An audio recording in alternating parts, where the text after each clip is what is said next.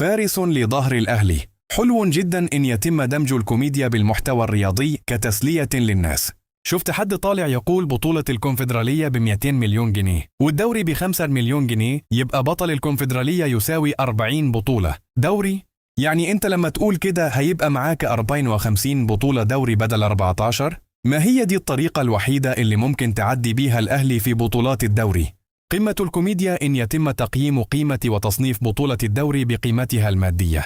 45 بطولة دوري دول هم اللي صنعوا شعبية وجابوا رعايات وحقوق تسويقية وكتبوا تاريخ.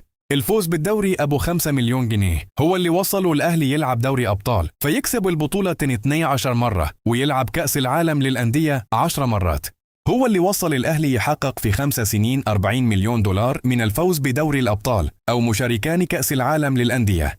يبقى بالمنطق المضحك ده ال40 مليون دولار بتوع الأهلي بتساوي 400 بطولة دوري، وال4 مليون دولار بتاعة الكونفدرالية بتساوي 40 بطولة دوري، والأهلي عنده كده 445 بطولة دوري، والزمالك 54 بطولة دوري. يعني وضعك بقى أسوأ.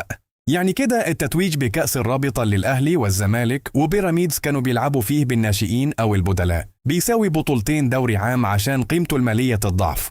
عيب والله إن ده يكون تفكير ناس مفترض إنها بتخاطب جماهير وبتتكلم في صناعة اسمها كرة القدم، بس مش بلغة الصناعة، ده بلغة مسرح مصر.